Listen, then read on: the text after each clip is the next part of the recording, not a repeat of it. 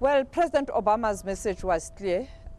Africa is rising, and all eyes are on Africa. And America is viewing Africa as one of the most important regions in global affairs. And therefore, he will make sure that the relations between America and Africa is strengthened. Let's take a listen at what he had to say earlier on Africa.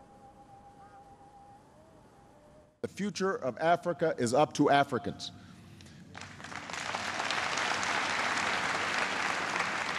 For too long, I think that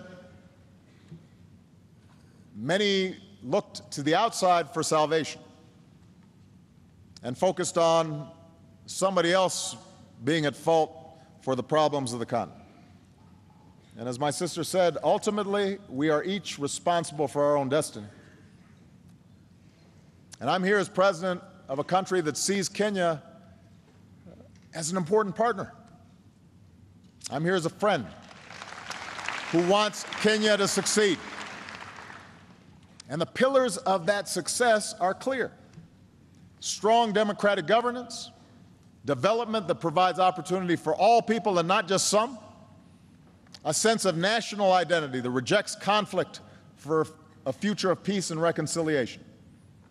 And today we can see that future for Kenya on the horizon, but tough choices are going to have to be made in order to arrive at that destination. In the United States, I always say that what makes America exceptional is not the fact that we're perfect.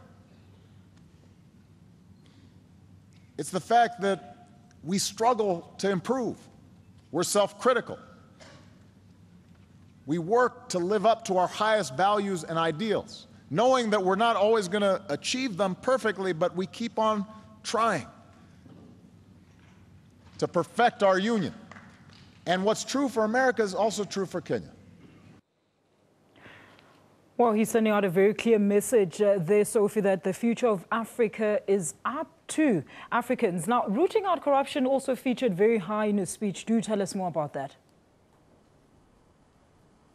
Well, of course, Alicia, he indicated that good governance, democracy, and freedom of press are critical pillars that strengthen the country's progress, but also raising concerns around issues of corruption. Let's take a listen. The fact is, too often, here in Kenya, as is true in other places, corruption is tolerated because that's how things have always been done. People just think that that is sort of the normal state of affairs. And there was a time in the United States where that was true too. My hometown of Chicago was infamous for Al Capone and you know, the mob and organized crime corrupting law enforcement. But what happened was that over time people got fed up, and leaders stood up and they said, we're not going to play that game anymore. And you changed the culture and you changed habits. Here in Kenya, it's time to change habits and decisively break that cycle, because corruption holds back every aspect of economic and civil life. Look, Sophie, speaking of changing habits, President Obama also spoke strongly about women empowerment. Do tell us more. Well, he raised concerns around issues of culture where women are not given opportunities to lead, but also to tap into the country's economy. And he made an appeal to all of us in the continent that we must make sure that we empower women, because he believes that empowerment of women and the youth in particular can lead to a better country, a better continent, and a better world. Let's take a listen, Alicia. Around the world, there is a tradition of repressing women and treating them differently and not giving them the same opportunities, and husbands beating their wives, and children not being sent to school. Those are traditions.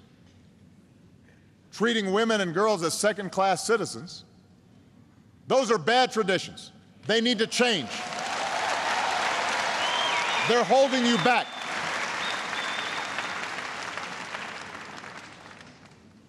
Treating women as second-class citizens is a bad tradition. It holds you back. There's no excuse for sexual assault or domestic violence.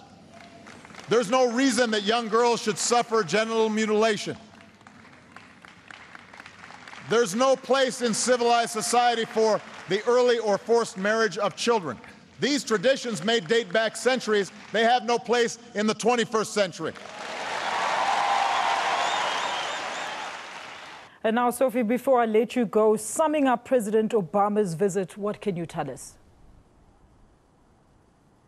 Well, it was quite a success in terms of assisting Kenya to ensure that they are in a space where investors are looking at investing in this country again, but also to ensure that USA does help the Kenyan people to deal with the issue of terrorism. And finally, Alicia, I think, but the question remains, what's in for America? As we know very well that the American policy is America for the Americans. Therefore, yes, the trip or the visit is a success, but I suspect America is looking for something in this continent. And of course, it's the resources that the continent has. You talk about gold, you talk about platinum, you talk about oil. Therefore, yes, the trip was successful, but of course, America is looking forward to benefit in this trip. Thanks for that. That's our foreign editor, Sophie Mokoena, who's out